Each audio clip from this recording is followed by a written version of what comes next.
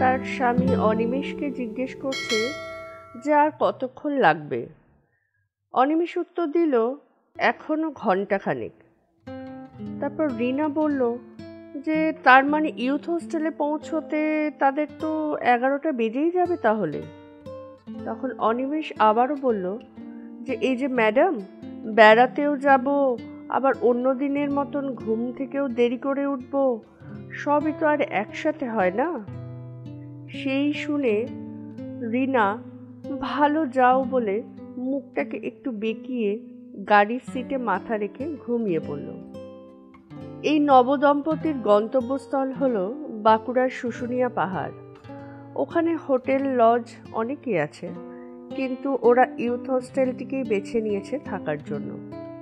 Youth হোস্টেলটি যেখানে, সেই জায়গাটি ভারী সুন্দর। রাস্তার উল্টো দিকেই জঙ্গল, আর পিছন দিকটাও বেশ।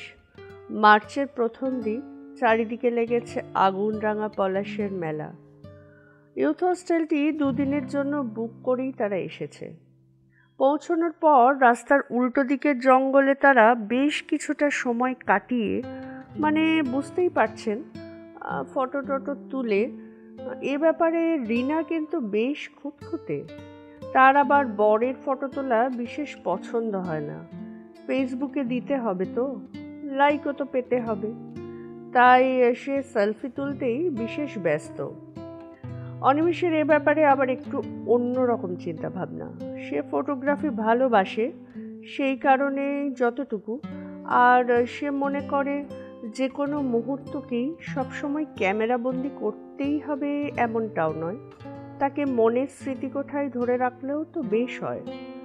কারণ তার মতে অনেক আগে যখন ক্যামেরা ট্যামেরা এসব ছিল না বা মোবাইল ছিল না, তখন কি মানুষ আনন্দ ফুর্তি কম করত, নাকি সেই মধুর স্মৃতিগুলো তাদের মনের মধ্যে তোলা থাকতো বলে তাদের গুরুত্ব কিছু কমে যেত? তারা দুপুরের খাওয়া দাওয়া পাট চুকিয়ে শুশুনিয়া পাহাড়টি ঘুরে দেখার জন্য বেরিয়ে পড়ল। পাহাড়ের ওপরে অনেক দূর পর্যন্ত গেলেও পুরোটা যাওয়া হলো না অনিমেষের। গিন্নির ফটো তোলার চক্করে সন্ধে হব হব করার আগেই তাদের নিচে নামতে হলো। অনিমেষ বছরে একবার অন্তত ট্রেকিংয়ে যায়। অ্যাডভেঞ্চার যে তার ভীষণ প্রিয়। পাহাড়ের নিচে কতগুলি পাথরের জিনিসপত্রের দোকান রয়েছে। সন্ধেবেলায় একেবারে চাটা খেয়েই তারা ইউথ হোস্টেলের ঘরে ঢুকলো। সেদিন ছিল পূর্ণিমা। অনিমেষদের রুমের ঠিক সামনেই একটি লম্বা ও চওড়া বারান্দা ছিল। সেখান থেকে সামনের জঙ্গলের গাছগুলির ফাঁক দিয়ে হালকা হলদে রঙের চাঁদটিকে দেখতে বেশ লাগছিল। পুরো পরিবেশটাই কেমন যেন মায়াবী হয়ে উঠেছিল। তার উপর এদিকটা বেশি নিস্তব্ধ, সঙ্গে ফুরফুরে একটা হালকা ঠান্ডা হাওয়া দিচ্ছে। আর অনিমেষ তো সেই মনোরম সুন্দর মুহূর্তটিকে উপভোগ করছিল। হঠাৎই অনেক দূর থেকে একটা বেশ করুণ সুর বাতাসে ভেসে আসছিল। তারপরই কেমন যেন মন্ত্রমুগ্ধের মতো সিঁড়ি দিয়ে নেমে এগিয়ে যেতে লাগলো সে। এদিকে রিনা অনিমেষকে কখন খেতে বেরোবে তারা এটা জিজ্ঞেস করাতে অনিমেষ তো কোনো সাড়া শব্দ না দিয়েই হাঁটতে শুরু করলো। যেন অনেক দিনের হারানো কোন সুরের টানে বর্তমানের যা কিছু সব তাকে ভুলে সে সেই বেহালাটি সুর যেদিক থেকে ভেসে আসছিল ঠিক সেদিকেই এগোচ্ছিল। রিনার কোনো কথাই তার কানে ঢুকছিল না। তাকে ওরকমভাবে যেতে দেখে ম্যানেজারও একটু অবাক হলো। রিনাকে জিজ্ঞেস করাতে সে বলল যে তারা রাত্রের খাবারের জন্য বাইরে যাচ্ছে।